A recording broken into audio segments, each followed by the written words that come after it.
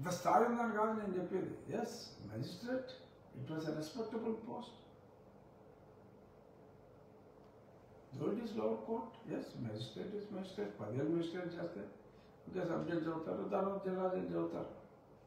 సరే, మీరు ముందే రాజీనామా చేశారు, whatever may be the reason, we respect. But ఒక డిప్యూటీ స్పీకర్ స్థాయిలో ఉన్న వ్యక్తిని ఏకవచనంతో మాట్లాడుతూ, వార్నింగ్లు ఇస్తూ, తిరగలవా అంటూ ఇలా మాట్లాడటం సభ్య సమాజం హర్షించదు. మీకేదో చాలా రాజ్యాంగ దూరంధరుడు, ఎప్పుడూ టై చేసుకుంటారు కాబట్టి చాలా తెలుసు అని చెప్పి నేను అనుకున్నా.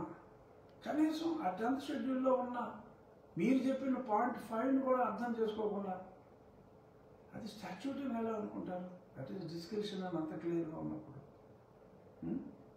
సో ఇలాంటి వితండవాదంలో వద్దు.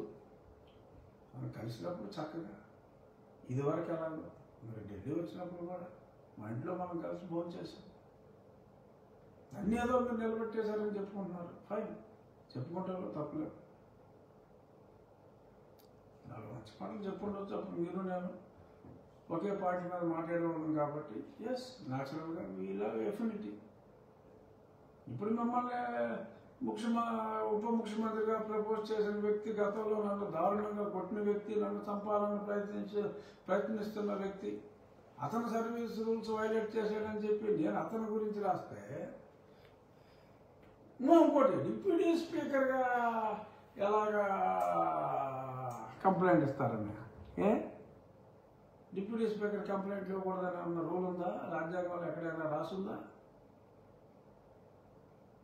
ఆల్ ఇండియా సర్వీస్ ఆఫీసర్ ఏం చేయకూడదో రాసుంది అక్కడ. డిప్యూటీ స్పీకర్ అయితే నేను ఎవరి మీద ఒక తప్పు చేసిన వ్యక్తి గురించి కంప్లైంట్ ఇచ్చే హక్కు కూడా నాకు ఉండదా? ఎనీహౌ, ఓపెన్ చేయకూడని సబ్జెక్ట్ ఓపెన్ చేశారు, ఖబర్దార్ అన్నారు. ఎస్, నేను స్ట్రిక్ట్గానే ఉంటా. ఎవరైనా జోసెఫ్ లాంటి వ్యక్తులు హ్యాబిచ్యువేటెడ్ కంప్లైంట్ ఇచ్చేవాళ్ళు, ఒక పక్క క్రిస్టియానిటీని తూచా తప్పకుండా ఫాలో అవుతూ వారి తల్లిదండ్రుల సమాధుల్ని, ఇంకా వారి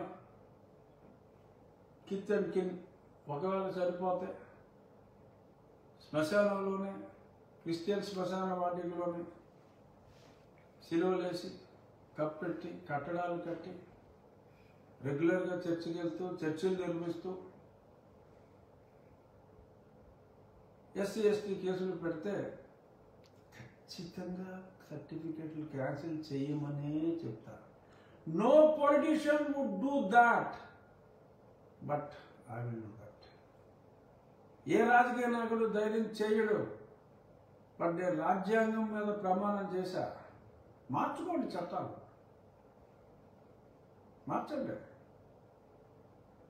మతం మారినప్పటికీ కూడా కులం అదే ఉంటుంది అని మార్చండి. అంబేద్కర్ గారు ఆయన రాజ్యాంగ నిర్మాతగా ఉన్నప్పుడు, ఆ 12 మెంబర్ కమిటీకి ఆయన చైర్మన్ కింద ఉన్నప్పుడు, మరి అప్పుడు ఆయన నాయకత్వంలో వచ్చిన రాజ్యాంగంలో ఉంది మతం మార్పు ఇదని. మార్చండి రాజ్యాంగం. బట్ రాజ్యాంగం మీద ప్రమాణం చేసిన వ్యక్తిగా నేను రాజ్యాంగాన్ని కట్టుబడి ఉంటాను, రాజకీయాలకు అతీతంగా.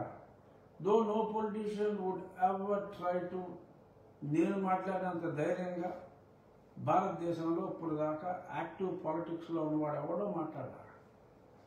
బట్ నేను ధైర్యంగా మాట్లాడా. ఎందుకు? రాజ్యాంగాన్ని గౌరవించవలసిన బాధ్యత నా మీద ఉంది కాబట్టి మాట్లాడా.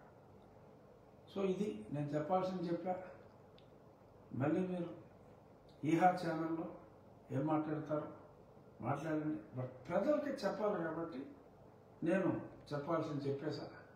నేను ఇక మళ్ళీ మీరు నరసింహరావు కూడా నాకు స్నేహితుడు, నరసింహరావు ఛానల్లో మీరు మాట్లాడుకోవచ్చు, ఏదో మాట్లాడుకోవచ్చు. జనాలకి మీకు తెలిసిన షెడ్యూల్ 10 గురించి మీకేమీ తెలియదని మీరు చెప్పినట్టు నేను రాజీనామా చేయవలసిన అవసరం లేదని, అలాగే సర్వీస్ రూల్స్ వాళ్ళు ఫాలో అవ్వాలి, 30 సంవత్సరాల సర్వీస్ ఉన్నంత మాత్రాన వాళ్ళకి తెలియదా అని వారి మీద కంప్లైంట్ ఇవ్వడానికి నువ్వెవడం అంటే నాకు చాలా హక్కు ఉందని, నేను